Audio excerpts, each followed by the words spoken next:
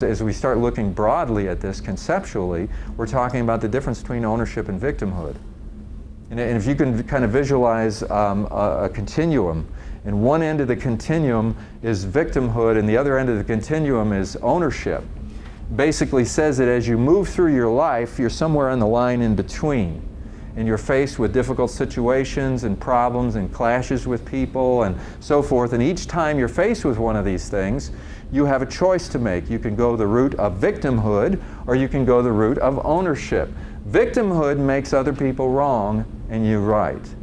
Victimhood says basically, it's not my problem, it's their problem. They're doing this to me and I'm powerless to do anything about it. I've tried to talk to them, but they don't listen, blah, blah, blah, blah. You can criticize the system and become a victim in the way you talk about it.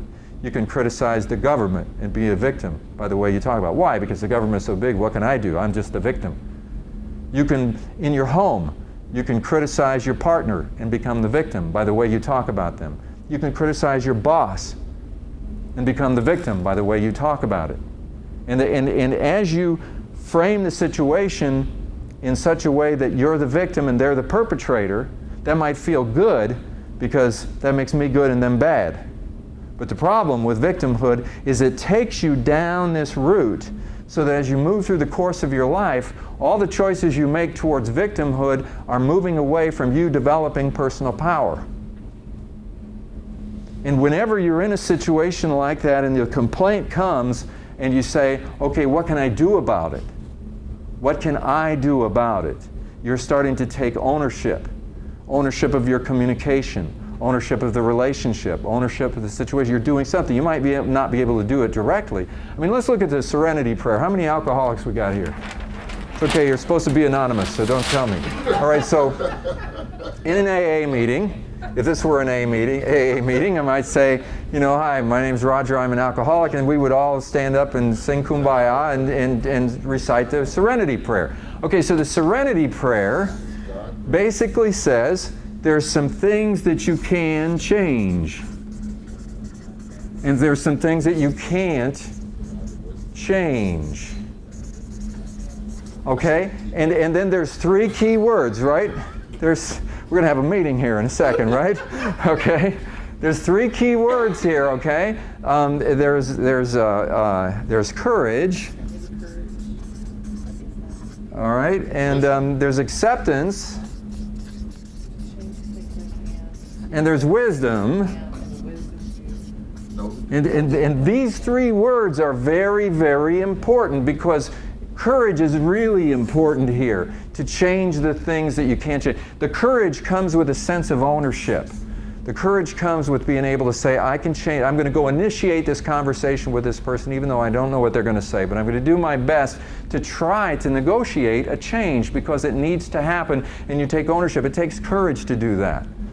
But not courage alone. Because what about all the stuff over here? Okay, so this says there's some things we can't change. So when you have a corporate office that, you know, with people who are going to do things their way, you might be able to change some of those things depending on who you are, right? So Lou might be able to change more things than somebody else in the room, but there's still things that even you can't change, right? And some things you have to accept.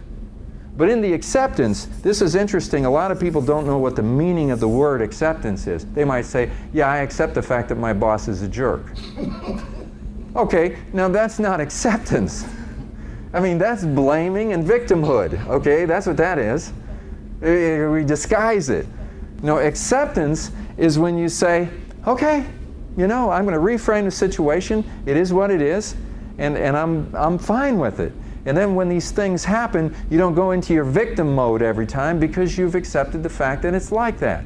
That's the way it is. That's the way it is. It is what it is, okay? And you don't, because there's enough stuff over here to keep you busy. But the wisdom is really important because a lot of people say, and this comes up in my coaching sessions a lot, and I just take the example of with your boss, and I say, well, it sounds like you got a real problem with your boss. I say, it sounds like you should go talk to her about it. And they say, well, I've tried to talk to her. She doesn't listen. As though, case closed.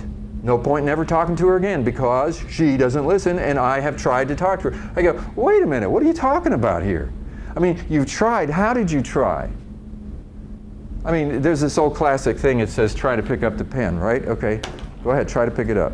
Oh, you picked it up. Now, what I want you to do is try to pick it up. Are you really trying? I mean, you know what I believe, I'll try. You know, you ever hear somebody say that? You say, could you do this? They say, I'll try.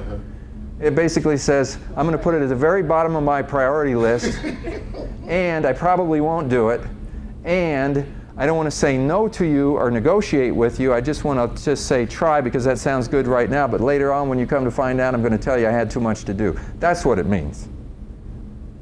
I mean, as far as I'm concerned about it, you either commit yourself and take ownership or you don't. Yes, it's possible that you won't be successful, but you figure out different ways of doing it. You accept the responsibility or you don't. I'll try is an interesting thing.